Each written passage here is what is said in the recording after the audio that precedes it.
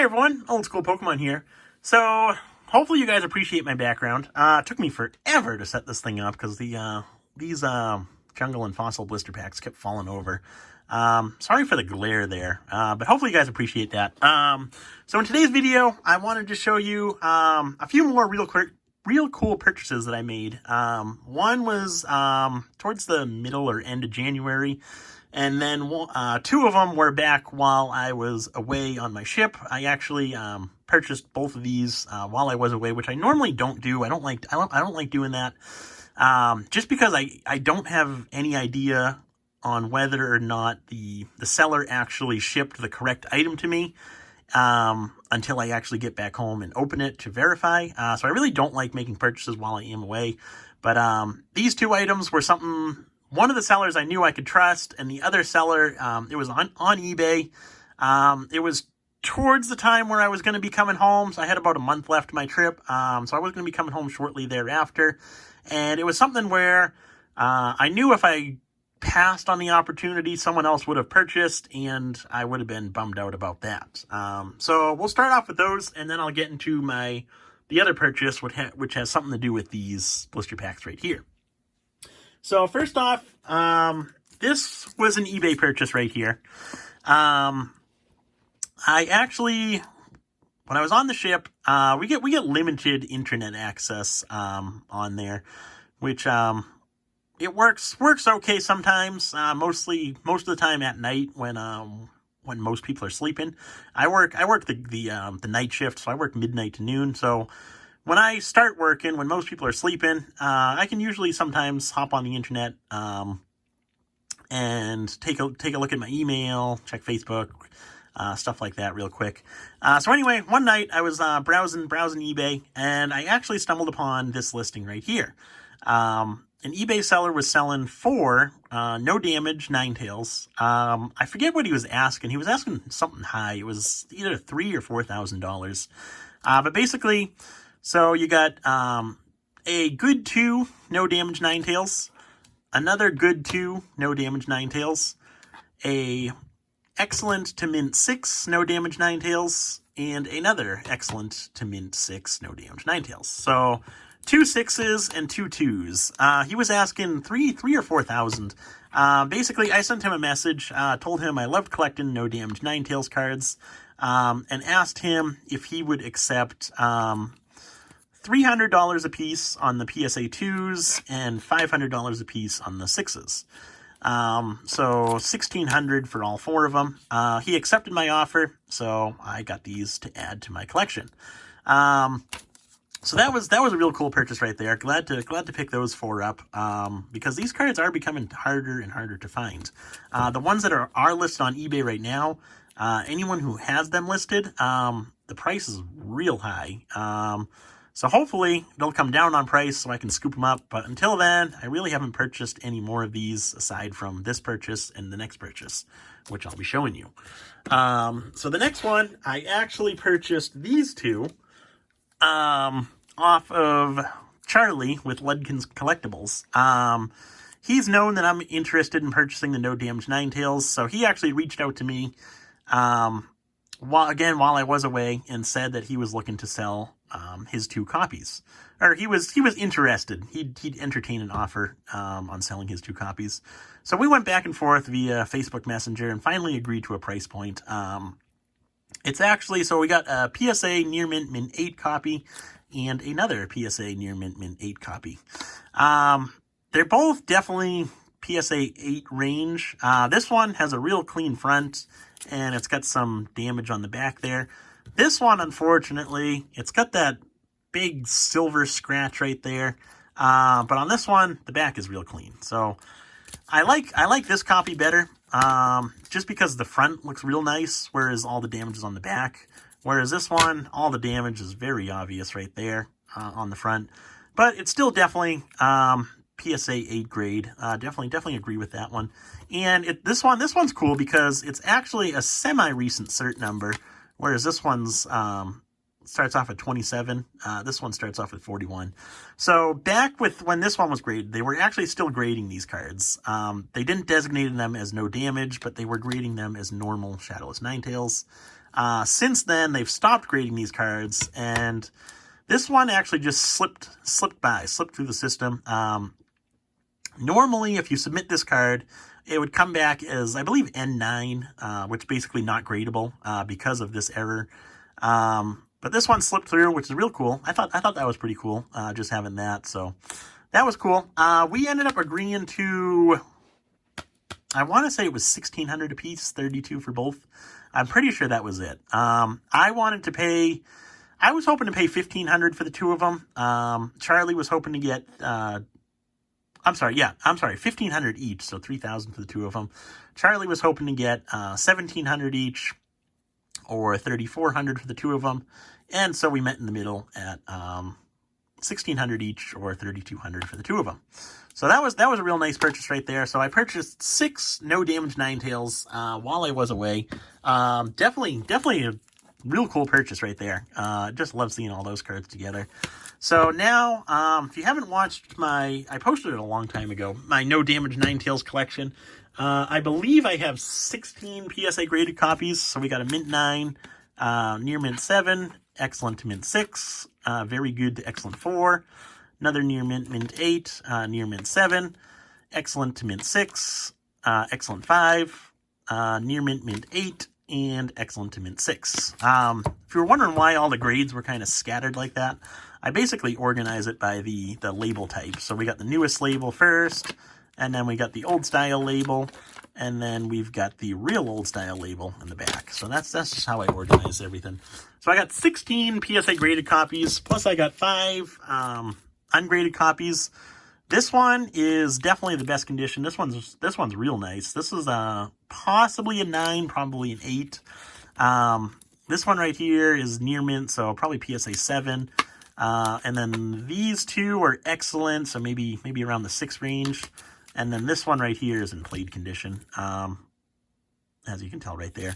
But yeah, so I got five ungraded copies. Unfortunately, like I said, PSA doesn't grade these anymore. So right now I just got them sitting in screw down holders, which, despite what everyone says, I actually like these. I like these holders a lot. But eventually, hopefully, I'll be able to submit these into Beckett or another grading company at some point. Really haven't done anything with these just yet. But for now, they're just sitting in the holders. So there's that purchase. I thought that was real exciting right there. So definitely growing my no damage Ninetales collection, which is real exciting. Now getting into why I got this background. So as you can see here, we've got a bunch of blister packs. So in the back here, we got the art set of the fossil blister packs. We've got the art set of jungle blister packs. We've got the art set of unlimited blister packs. And then we've got the art set of short crimp shadowless blister packs. From my experience, if you have the blister packs, it's got the shadowless pack art, but it has the short crimp within blister packs, I'm talking. It's almost, I don't want to say it's guaranteed, but from my experience, if you got the shadowless pack art, the short crimps inside a blister pack, it's most likely going to be just unlimited cards. There is a possibility, since it has the shadowless pack art, that it is shadowless, but from my experience, you're mostly looking at unlimited cards right there. The long crimp, on the other hand, are guaranteed to be shadowless, and there's actually a real cool error within the long crimp shadowless art blister packs, where a few of them actually contain 3 uncommon, so your 3 uncommon cards are actually going to be first edition base set as opposed to shadowless base set. Obviously, the only way to verify that is by opening the pack itself, or by purchasing it from a factory sealed case, which one of the packs was opened. So that's a real cool kind of variant or error within the blister packs. Just a little bit of information there for you. But for the most part, like I said, short crimp with the shadowless art within a blister pack, most likely unlimited cards there. So that's kind of the extent of my blister pack collection right now. I did have a bunch more back a few years ago. I actually had all these, plus I had Neo Genesis, Neo Discovery, and Expedition. So the art set of those 3 as well. Unfortunately, The remainder, so we're talking Legendary Collection, Aquapolis, and Skyridge. Those blister packs are nearly impossible to find. So I kind of got frustrated, and I pretty much gave up on collecting all the different types of blister packs, and I just stuck with the original three. So base set, jungle set, and fossil set. I kept the shadowless as well, and so now I'm only focusing on. I'd like to get the light art of the unlimited. So this is the dark art. The pack art is darker. There's another variant that has a lighter pack art. So eventually, I'd like to pick up that if I can find that. Haven't been able to find that since I've been looking, but just because nobody really mentions whether it's a dark or a light, and it's hard to tell by the pictures, because it is just a real subtle difference there. But hopefully one day I'll be able to pick up a light art set of the blister packs, and then with the shadowless pack arts, hopefully I'd like to pick up the long crimp shadowless blister packs at one point as well. That would kind of complete my blister pack collection. That's really as far as I want to go at this point in time. Because there is one more variant within the base set, and that is the first edition base set blister packs. And I actually, second reason why I'm filming this, recording this video, I actually picked up an art set of the first edition base set blister packs. So as you can tell, it's got the shadowless pack art with the first edition stamp, so you know it's first edition, and it also has, this is what I was talking about with the long crimps. We'll hold on one second. We'll look at all these first. And then we'll go back and I'll show you the short versus long. So you got the Blastoise first edition base set blister pack. You got the Charizard first edition base set blister pack. And then, of course, to round out the trio, you got the Venusaur base set, or first edition base set blister pack. So we got all three arts of those. All three of these are mint condition, or near mint condition. They actually came from a factory sealed blister pack case. So that was real good. And I'll get into that in just a second. But first off, we'll just run through and I'll show you the difference here. So as you can tell, both of these packs have the shadowless style pack. Obviously the one on the left has that first edition stamp, whereas the one on the right does not have that first edition stamp. But what I was referring to earlier with the short versus long crimp, if you look at the crimps up here, kind of where the top silver edge of the pack is, these crimps seem a lot longer top to bottom than these ones. These ones are a lot shorter. So this is what I'm referring to when I say long crimp versus short crimp right here. Just a little bit of information for you guys. So getting back into this purchase right here, I actually purchased this art set of first edition base set blister packs off of Pokemon Revolution. If you guys don't know, he actually just semi-recently started up a YouTube channel. Definitely recommend checking him out. He's also big on Instagram. He's got a big eBay store. But he's got a ton of product. A lot of real cool stuff within his collection, and real nice guy to work with. But anyway, he actually purchased a case of blister packs. And when we were talking about me purchasing these, he said he purchased that case a couple months ago, maybe 6 months ago or so. And I actually think I know which case he's talking about. I think it was one that was on a PWCC auction. I think it might have been that case. I never did get a chance to ask him, but I think I know which blister pack box or case that he purchased and pulled these from, but I'm not positive on that. But anyway, he purchased a sealed case of the blister packs. He opened it up, found out that they were in fact first edition, and he actually opened one of the blister packs to confirm that it was 100% first edition base set cards within these blister packs. So not only are they basically case fresh, they're also guaranteed to be authentic, because he did pull them straight from that case, and he did open one of the booster packs to ensure that nothing was weird about it. That was a biggie for me. I know with these first edition base set packs, since they are getting to be real expensive, you do hear, or at least I've heard a couple stories where people will purchase these blister packs thinking that they are first edition base set.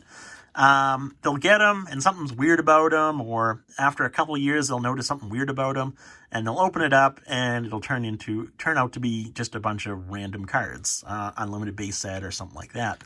So that was definitely a huge factor as to why I finally pulled the trigger on these. I've wanted these for a real long time to kind of go with my other blister packs. But yeah, so I finally pulled the trigger on these. He's got the art set listed on eBay for $6,000. I reached out to him on Instagram, asked him what pricing he was looking at outside of eBay. I was originally hoping to be at $1,500 for the Blastoise and Venusaur, $1,500 each, so $3,000 for those two, and then $2,000 for the Charizard. So a total of $5,000 for the art set right here. He got back to me. He was pretty much real firm on pricing. He said if we did it off eBay, he'd subtract the eBay fee, which brought it to like $56.50, something like that. And then I told him if I sent payment through friends and family, would he be able to help me out more? And he said he would. So we finally agreed to a total of $5,500, so $5,500 for all three of them, which was $500 more than I originally wanted to pay, but that's okay. These are definitely super rare, definitely hard to find, and it is real nice knowing that they are guaranteed to be authentic. That's definitely the biggest factor. That's well worth an extra $500 right there, as opposed to buying these from some random seller on eBay. So those will be going right into my personal collection as well. Now I just need a few more variants and I'll be done with my blister pack collection. That'll probably take a long time though. But anyway, hope you guys enjoyed the video. Thanks for watching, and I will see you next time.